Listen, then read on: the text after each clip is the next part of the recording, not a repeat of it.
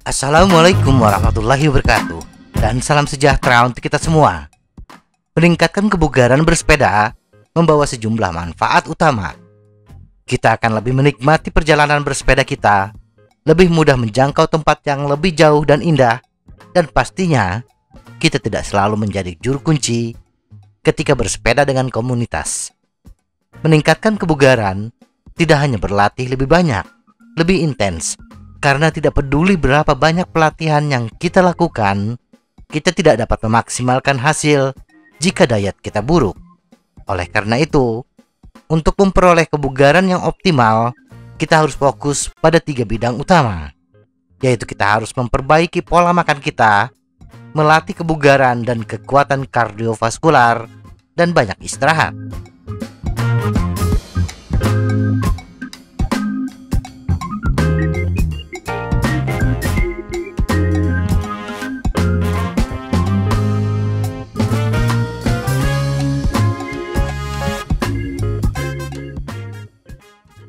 Satu, turunkan berat badan. Menurunkan berat badan bertujuan untuk meningkatkan rasio power to weight kita. Patokan termudah adalah menurunkan berat badan berdasarkan grafik BMI. Tetapi grafik BMI tidak dirancang untuk manajemen berat badan atlet, tetapi dirancang untuk mengidentifikasi bobot yang tidak sehat untuk populasi umum.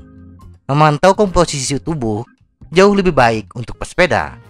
Jumlah lemak tubuh ideal bila dibandingkan dengan berat total kita adalah 15 hingga 18% untuk pria rata-rata, 8 hingga 10% untuk pesepeda yang terlatih, dan 4% untuk pesepeda elit. Cobalah memvariasikan antara perjalanan panjang yang mudah dan pendek yang intens untuk mengoptimalkan kemampuan pembakaran lemak tubuh. 2. Jangan menghilangkan seluruh lemak dari menu. Lemak memainkan peran penting dalam memperbaiki jaringan otot setelah pelatihan dan membantu memberikan penyerapan kejutan untuk kaki dan organ sehingga mencegah cedera. Ada berbagai jenis lemak dengan lemak jenuh padat seperti mentega dan lemak hewani yang harus dihindari, lemak tak jenuh tunggal dan tak jenuh ganda yang cair pada suhu kamar seperti minyak zaitun, memiliki banyak manfaat kesehatan, termasuk menurunkan kadar kolesterol. 3. Kemas dalam protein. Tubuh kita hanya dapat menyerap protein 20 gram atau lebih pada satu waktu. Jadi konsumsi camilan sepanjang hari, khususnya di masa pemulihan setelah latihan.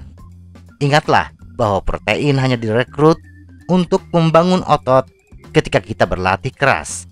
Dan kebanyakan orang tidak dapat membangun lebih dari 1 kg otot tanpa lemak dalam sebulan. Jadi cobalah makan lebih banyak dan atur menu makanan kita yang mengandung protein untuk dimakan sepanjang hari. 4. Minum air putih yang cukup. Ini penting untuk menjaga kemampuan tubuh untuk membakar lemak, membuang racun, dan menyerap nutrisi dari makanan. Biasakan untuk selalu membawa botol minum sepanjang hari, dan minumlah sedikit demi sedikit sambil bekerja. 5. Kurangi gula halus. Gula halus adalah zat makanan yang paling banyak kita temukan di makanan siap saji, minuman bersoda, dan junk food. Gula halus merupakan salah satu penyebab utama obesitas dan diabetes.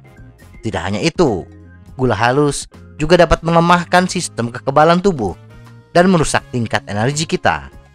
Pemanis alami seperti sirup agave adalah alternatif yang jauh lebih baik untuk kopi dan sereal pagi, tetapi lebih baik untuk tidak mengkonsumsinya sama sekali.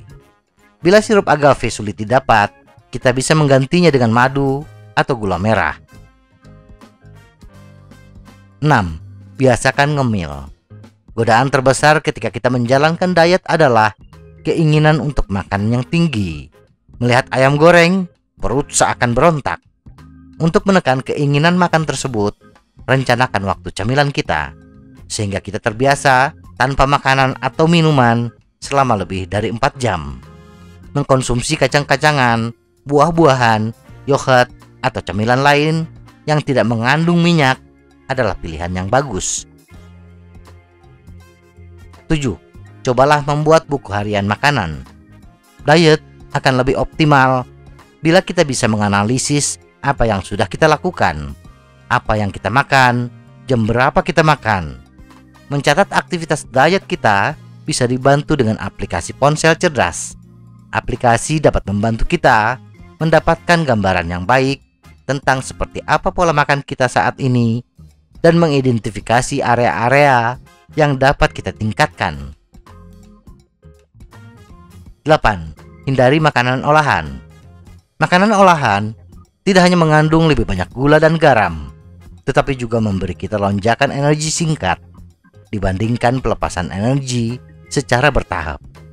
Aturan praktis yang baik untuk mengidentifikasi makanan olahan mana yang bagus adalah melihat apa yang akan kita makan dan bertanya pada diri sendiri, seberapa dekat dengan bahan mentahnya.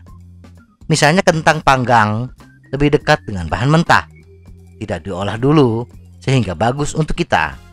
Sedangkan mie instan, apa yang tampak di depan kita jauh dari bentuk bahan mentahnya, yaitu gandum.